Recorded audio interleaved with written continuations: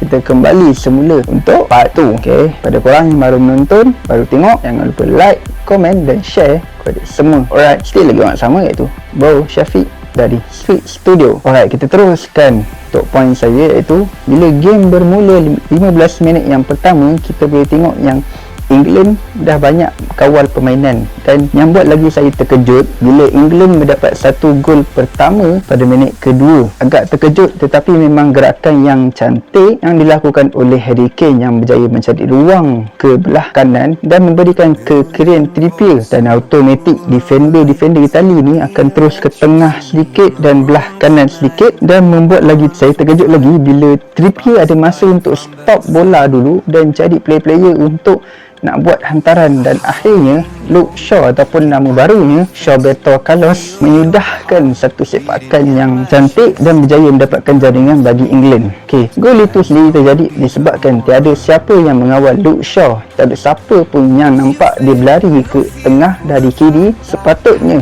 Di Lorenzo orang yang terakhir kena mark dia, dan bukannya di depan dia, kerana di depan dia ada Bonucci, ada Cellini. Dua kereta kembali Itali ni dah boleh kawal dua player lain dah. Kiranya kau tak payah nak risau pun dua player lawan tu, kau kena risau player lain.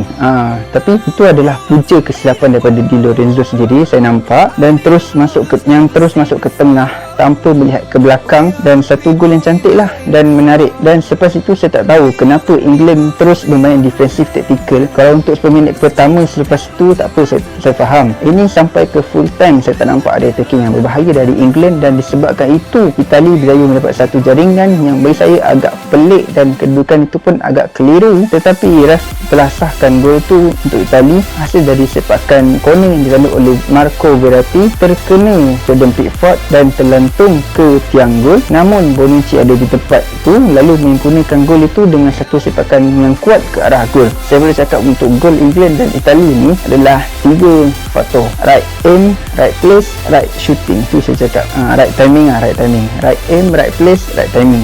Itu saya cakap. Apa yang saya nampak bila habis saja full time match, England seolah-olah macam tak nak attack langsung. Ada, memang ada, tapi tak terlalu bahaya. Dan bila masuk ke extra time, 30 minit lagi ketara, yang saya boleh cakap Itali memegang bola lebih 70% permainan, sampaikan Bonucci dan Cellini berada di tengah-tengah bulatan padang untuk support attacking Itali. Dan lagi saya terkejut, saya tengok 8 atau 9 orang player England ada di dalam D-box sendiri untuk defense. Memang pelik lah, saya tak tahu kenapa tactical Southgate terlalu defensif sangat. Dan satu lagi saya nak cakap, saya agak pelik bila Southgate masukkan Jordan Henderson dan membawa keluar Declan Rice. Agak pelik kerana Rice antara player yang paling menyelah dalam game itu, sama ada dari segi attacking maupun defensif. Dia banyak membuat kerja berbanding Calvin Phillips. Zero function lah bagi saya bila Henderson dimasukkan. Saya tak nampak langsung function dia bila dimasukkan. And one thing saya pelik bila Southgate dah tahu England memang akan kena attack kau ni, bila Itali dapat gol tapi dia still lagi tak nak masukkan speeding player yang ada dekat sub dengan cepat. Dia masukkan Marcus Rashford dan Jadon Sancho pada minit ke 120. Bagi saya sendirilah, untuk apa kau nak bawa player yang ada kelebihan kau sendiri dari segi speeding pada hujung-hujung perlawanan? Kenapa tak nak masuk kepada awal extra time? Adakah kau hanya memerlukan diorang untuk penalty shoot time sahaja? Tak masuk akal bagi saya, sebab serius pelik lah. Saya tak boleh nak brand langsung dengan tindakan Gareth Southgate yang begitu berani dengan tindakan macam tu. And saya cakap awal lah, jujur saya cakap dari awal saya tak expect yang game ni akan berlanjutan ke sampai penalty time. Saya cuma just target hanya akan berakhir paling kurang pun habis extra time sajalah. Kerana jika game ni akan berlanjutan ke penalty time, 90% akan memihak kepada Itali dan hanya 10% saja akan memihak kepada England. Kenapa saya berani untuk cakap macam tu? Kerana satu dunia yang meminati bola sepak, yang sentiasa mengikuti isu semasa bola sepak, terutamanya peminat-peminat Serie A ataupun peminat AC Milan sendiri, akan mengatakan yang Gianluigi Donnarumma ni merupakan antara goalkeeper yang terbaik bagi stopper penalti. Bukan saya nak nafikan Jordan Pickford dalam penalty time ni, cuma saya boleh cakap kalau kita bandingkan antara Donnarumma dengan Pickford sendiri, kita boleh tengok yang stats Donnarumma tu lagi kebal dalam penalty time. Korang boleh cek sendiri dalam Google bagi saya memang Donnarumma ada kelebihan yang begitu banyak dengan saiz dia yang besar, tinggi, so dia boleh aim bola tu dengan tepat ke mana pergi. Dan Pickford pun nampak agak gugup lah senang cerita untuk penalty time ni. Dan bila kita bercakap tentang penalty kickers ni ataupun siapa yang akan mengambil penalty tu, saya cuma boleh rumuskan yang 90% adalah luck dan 10% adalah ability campur kekuatan kaki dan lain-lain. Senang cerita macam ni lah. Saya bagi contoh, kalau yang ambil penalty tu adalah Alan Shearer sekalipun dan goalkeepernya adalah Oliver Kahn sekalipun, belum tentu lagi Alan Shearer akan gol. Senang cerita, tak semestinya player itu ada kekuatan dalam sepakan penalti akan berjaya mendapat gol, kerana dia kena berdepan dengan macam-macam lagi dugaan, antaranya nervous, gementar dan lain-lain. Memang dah terang bukti. Contoh saya cakap, penalty time tu Jorginho antara penalty kickers yang hebat di dalam Itali dan penalty kickers yang hebat dalam Chelsea, jarang miss gol tapi dia miss gol. Begitu juga dengan Marcus Rashford, antara penalty kickers yang hebat dalam Manchester United, tetapi untuk England gagal mendapatkan gol. So korang nilailah sendiri sama ada betul ataupun tak apa yang saya cakap tu. Kalau tak betul, boleh komen dekat bawah.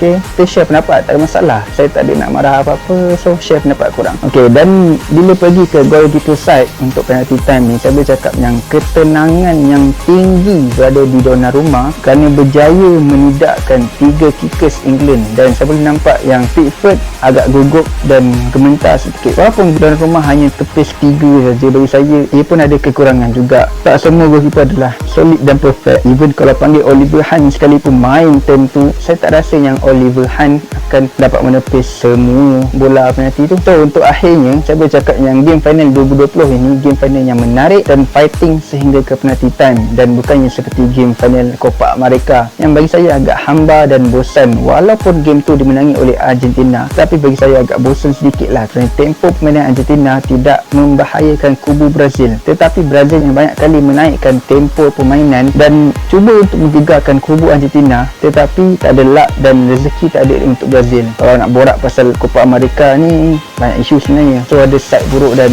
baik. Bagi saya banyak buruk dia lah. Rasanya ramai dah tahu yang dalam sejarah Copa America sendiri terlalu banyak korupsi dalam Copa America ni dari dulu sampailah sekarang. Dan so tahniah untuk saya bagi Forza Italia kerana berjaya menutup kempen Euro ni dengan cemerlang. Walaupun ramai yang tak expect Italia akan masuk ke final, begitu juga saya pun tak expect yang Italia akan masuk ke final. Dan yelah, saya cuma expect dia mungkin akan ke round 16 nak saja, dan mungkin ramai yang akan menjangkakan yang Italia maybe akan lepas hanya round 16 sahaja. Tetapi inilah hasilnya, perubahan taktikal dan strategi yang dibawa oleh Roberto Mancini nampak berkesan untuk player-player campuran yang tua dan yang muda. Terlalu berkesan lah bagi saya. Saya nampak begitu. Dan untuk England, saya cuma boleh katakan yang Gareth Southgate perlu untuk mengubah sedikit taktikalnya. Janganlah kerap untuk menggunakan taktikal double pivot, sebab you have a good player and super ability dia have. So please use it well dan janganlah bersedih. Teruskan usaha. Maybe World Cup tahun depan adalah trofi untuk diorang. Kita tak tahu. Bagi saya England dah buat habis baik dah kerana berjaya melayakkan diri ke final. Dan jujur saya cakap, bila England versus Jerman dan round 16 tak esok saya cakap yang mungkin ini adalah penamat untuk England, tapi diorang berjaya membuktikan yang England adalah pencabar untuk saingan Euro dan World Cup akan datang. So last bagi saya, tahniah untuk Italy dan tahniah juga untuk England. So kita akan berjumpa pada video-video yang akan datang. Jangan lupa untuk support Switch Studio, teruskan support saya dan jangan lupa untuk like, komen dan share kepada semua. Okay, teruskan usaha anda dan bagilah komen-komen anda untuk saya terus membuat video-video yang baru. Okay, kita jumpa lagi. Assalamualaikum, saya Bro Syafiq.